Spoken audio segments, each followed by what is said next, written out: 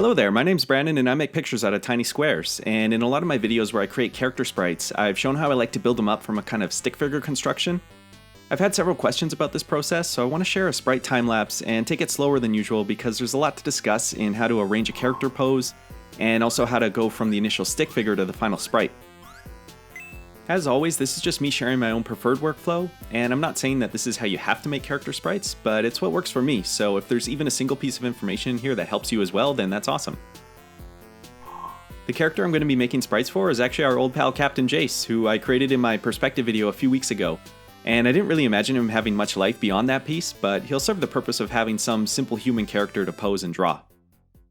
The first thing I normally do is define the approximate sprite height. I kind of know by now that my personal preference is generally around 35 to 50 pixels tall, but if you're still new to pixel art and you're unsure about what height to use, then I'd recommend starting small, maybe no larger than 25 to 30 pixels, or studying the sizing of existing work if you're looking to achieve something similar to that. Next, I lay down some initial framework for a neutral standing sprite pose. And the main focus for now is on establishing the character proportions, so I begin by positioning the head size, the torso height, and the leg height. I'm always trying to improve with anatomy and gesture, but for relatively straight legs, I tend to use straight lines if viewing the leg head on, and sort of an S-curve when viewing it more from the side. We'll be adding definition to the legs later, but this helps indicate the overall flow right now. For the torso, rather than using just a line, I find it more intuitive to use a wedge or some kind of block shape, where it's easier to visualize how it may look when rotated to different angles in a 3D space. In this case, the character is facing slightly to the right, so I shade out the side of the torso, and I don't really need to position the gesture of the arms quite yet, so I leave a circle to indicate where the arm might connect. In the meantime, I began detailing the face and hair just to make sure I could achieve the kind of look I pictured within this space. Sometimes it can be a hassle to resize and redraw a character once they've been made, so it's important to have some rough idea of the desired character size and style early on in the process.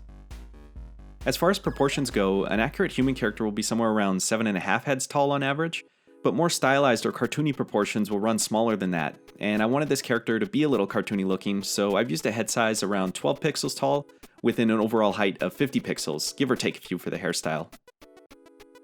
Next, I start adding pixels to thicken up the lines and create a basic silhouette for the legs.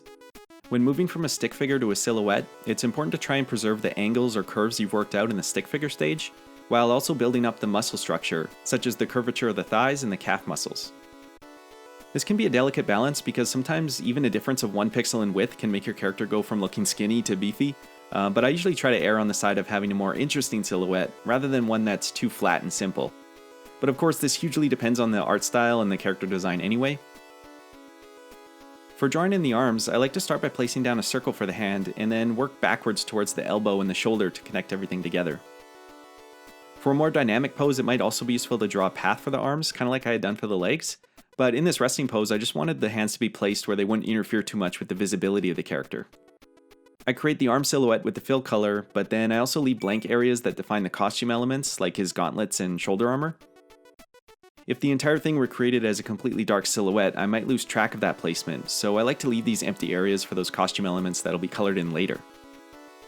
And that kind of leads to the final step before we move on to coloring, which is refinement of this line work. What I'm looking for at this point is to have a readable character design with clear separation in these costume details just from this single color alone. So it's a combination of refining the silhouette, but also erasing certain areas to indicate those different costume details, or just things that I want to pop when looking at the character. I mean, there's stuff you could write off like, oh, I'll just fix that when I add some color. But, if you're able to make a readable sprite out of the line work alone, it should translate into the final product being that much better by the time you do add color to it. In a way, this is essentially like doing 1-bit work, where you're just trying to get some strong readability out of only 2 colors. And I think it's important to explore simple styles or restrictions in pixel art like 1-bit, because the limits imposed by that type of construction can really play nicely into learning how to create readable line work. So here's a look at the finalized line work with a few of the previous checkpoints. At this point, we've already got some clear separation of the different armor pieces on the upper body, and a readable silhouette for the legs that preserves the initial construction, along with a few of those cutouts to indicate additional detail like a knee pad and some anklets on the other leg, just to throw in some asymmetry and interest. My next step is to start shading the line work, and when I'm creating colors from scratch, I like to begin by working in grayscale. I gave myself an evenly spaced grayscale palette of brightness values from 10 up to 90, and I don't think I used them all, but it just gives a wide selection to work with. The easiest place to start with this is to first fill in all the open spaces I left in my line work, just deciding singular gray values to assign within each component. This really focuses the design choices because we don't need to worry about color influencing the design quite yet.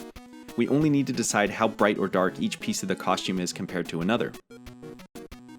From here, I continue layering on different grayscale tones one at a time to create more complex shading. I start with a single shade tone and highlight tone for each costume element, and then add extra as necessary if I want to create more steps of shading to smooth things together. The other thing I'm doing is lightening some of the line work just to soften it up a little bit, and then it also gives the opportunity to make the line work of one area be distinguishable from that of an adjacent area, whereas if the line work was left entirely as black, it would all just blend together. I guess I should mention as well, this is obviously a sprite with outlines, as opposed to one that is created without strong line work to border and break everything up. I find the outline look to be more cartoony, and that's kind of my favorite look for pixel art. I also just really like the way you can use an outline to your advantage, such as creating sharper corners in a design, or breaking up the outline a bit to give more control over the shape and angles of certain objects. I feel like it also helps readability when placing the sprite on various backgrounds. Once we've got the grayscale shading in a good spot, it's time to add color, and to achieve this, I create a new layer and set the blending mode to the color option. Then when I paint on this new layer, the color will overlay itself on top of that grayscale contrast that was already worked out in the previous step. If you've watched a lot of my previous time lapses, you've already heard me talk about the color blending mode a lot, and if you haven't, I'd recommend checking out my video about creating 4 color palettes if you'd like this process explained in even more detail. And I also show it within a Sprite in that video as well, if that happens to be your program of choice. It can be important to learn how to develop your own color palettes from scratch, because then you can really fully customize your art to match whatever vision you might have for it. And this method of starting from grayscale kind of systematizes that process, and it's really the best way that I've found to create color so far. The only side effect of using the color overlay like this is that applying the same color over various grayscale tones looks kind of bland, because there's no change in hue that's built into it. For the Photoshop people out there, sometimes I do use a gradient map instead to get around this, but otherwise what I do from here is copy the sprite over, and then color pick the different shades and shift their hues apart a little bit using the color slider. So instead of the hair being the same hue of blue for the main shades and the outline color, the outline gets pushed towards purple, and then the highlight gets pushed more towards cyan, for example. It just breathes more life into the colors, and I think makes the sprite look more interesting and appealing. For the metallic pieces of armor, I also build in a slight hue shift as well. It's kind of a range of really desaturated purple colors. It could always be left as a completely desaturated gray, but I like playing around with adding a touch of color to it. Something like cyan, blue, or purple works really well for adding a cool color temperature to the metallic texture. And I mean cool as in cold rather than like, what a rad color temperature. And then the final step for this sprite is going to be refinement of the color palette. And to do that, I arrange all the colors as a palette so I can easily look over the full set and make any tweaks to the hue, saturation, or brightness based on what I feel is necessary. It's also a good opportunity to spot any colors that might be close enough to each other that they could share the same identical color. For this set, I ended up making the shade color of the pants and the colored outline of the armor into the same color. The other thing I noticed at this point is that I wanted to introduce more color steps into my gradient of the gray tones, just to get more options for smoothing the shading together. And so this is the finalized sprite after the refinement. Another thing I should mention is that I always find it best to design sprites on some kind of a neutral background that doesn't influence or interfere with the design too much, meaning no color to it and not too bright or too dark. That way the final sprite can hopefully suit a variety of lighting and backgrounds. Alright, so this is great. We've got a single sprite, but if we want him to be doing more than just standing there, we need to explore a few other poses. To redraw the same character in a different pose, I like to kind of extract the stick figure skeleton from the existing sprite, and then pose that. Again, I just use a combination of simple shapes and lines, that way we can find really basic construction and proportions that make up this finalized sprite, and then it's much easier to play around with a simple stick figure skeleton. I wanted to try a completely different and sort of challenging pose, and I sketched out this one of him sitting cross-legged eating a bowl of ramen. To get going, I took that initial stick figure skeleton and started creating the pose by moving each piece into position one at a time. Again, at this stage, we're just looking for the pose to be recognizable through use of the stick figure. One of the things that happens when you go to make a pose is you'll think like, oh yeah, I know what running looks like, or I know what sitting looks like. And then you go to actually create it and it's like, wait, how do legs work again? A nice way through this is to get in that pose yourself or to look up reference images online, just to study the angles and the orientation of the limbs.